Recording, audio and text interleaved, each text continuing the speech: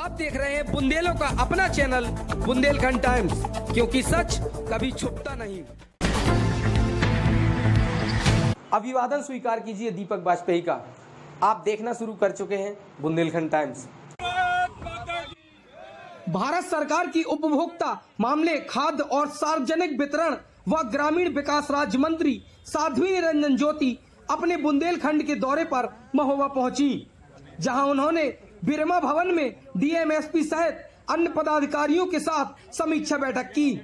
इसके बाद वे Ambe guest house में भाजपा के प्रशिक्षण शिविर में पहुंची। उन्होंने कहा कि रूस यूक्रेन के युद्ध से पूरी दुनिया महंगाई की मार झेल रही है, लेकिन भारत में प्रधानमंत्री मोदी के नेतृत्व में महंगाई को कंट्रोल करने का काम किया जा रहा है।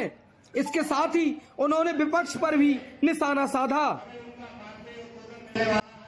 महोबा पहुंची केंद्रीय राज्य मंत्री साध्वी निरंजन ज्योति ने कहा कि वर्ष 2020 से सरकार 80 करोड़ लोगों को निःशुल्क अनाज दे रही है।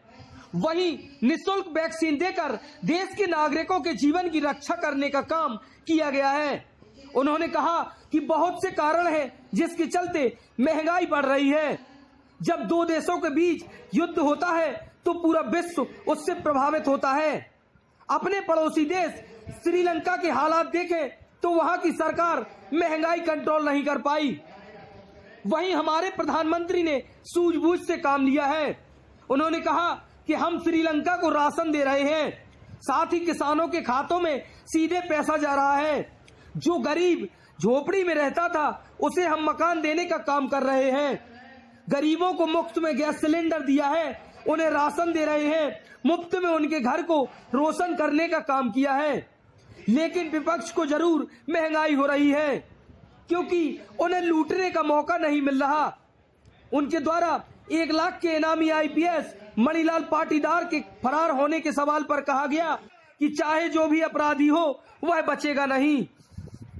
प्रदेश में संगठन द्वारा चिंतन शिविर लगाए गए पूरे हर जनपद में। उसी के तहत आज यहाँ के चिंतन शिविर का समापन था, उसी में मैं सम्मिलित होने आई थी। और 3 दिन का चिंतन शिविर, कार्यकर्ता एक जगह बैठता है, एक दूसरे की भावनाओं को समझता है, और जो भी हमारे विद्वान वक्ता लोग आए उन्होंने अपना विषय रखा और कार्यकर्ताओं को एक पाथे मिला। और मैं मानती हूँ कि अपनों से बड़ों का जब कुछ मिलता है तो कार्यकर्ताओं में एक हिम्मत आती है और काम करने का साहस भी बढ़ता है, हौसला भी बढ़ता है। उसी में सम्मिलित होने आए थे। लगातार महंगाई बढ़ रही है, एलपीजी सिलेंडर 1000 रुपये ऊपर पहुंच गया है, इसके लिए क्या कहेंगे? देखिए, यदि मैं पूरी सरकार का विषय रखूंगी तो बहुत समय लग जाएगा, ठीक है ना। 2019 के बाद से 20 से 80 करोड़ लोगों को फ्री में अनाज भी दे रहे हैं। फ्री में कोविड के समय वैक्सीन दे करके पूरे देश के नागरिकों को बचाया गया है, ठीक है ना। और कुछ कारण होते हैं जिनके कारण सरकार चाह करके भी, यदि मैं पुरानी सरकार का हिसाब उठा के देखूं तब भी 900-1200 सिलेंडर ब्लैक में बिक रहा था, 1500 में। दो देशों के बीच में जब युद्ध होता है उस समय उससे पूरा विश्व प्रभावित होता है। आप हमारे देश की बात छोड़िए, लंका देख लीजिए। लंका में क्या स्थिति हुई है, कंट्रोल नहीं कर पाई वहाँ की सरकार। हमारे यहाँ माननीय प्रधानमंत्री जी ने पूरा सूझबूझ से काम लिया। हमने वैक्सीन लोगों को भारत में ही नहीं दिया, बाहर भी दिया। हम श्रीलंका को राशन दे रहे हैं, किसानों के खातों में सीधे पैसा जा रहा है। उस गरीब को जो झोपड़ी में रहता था उसको हम मकान दे रहे हैं। तो आप एक ही पहलू क्यों देखते हैं?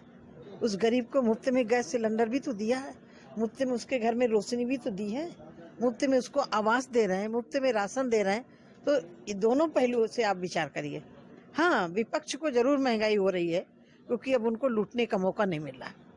तो दीदी, जैसा कि आपने भी जो है कार्यक्रम दौरान स्पीच में कहा कि जो है लगातार अपराधी जो है तख्तियां लेके सिलेंडर कर रहे हैं। महोबा के जो है आईपीएस अधिकारी मणिलाल पाटीदार लंबे समय से फरार है, आखिर क्यों गिरफ्तारी? देखिए, वो बचेंगे नहीं। अभी आप देखेंगे कि जो भी अपराधी है, चाहे वो सरकारी अपराधी रहा हो चाहे प्राइवेट कोई भी हो, अपराधी अपराधी होता है, कोई बचेगा नहीं, ठीक है ना।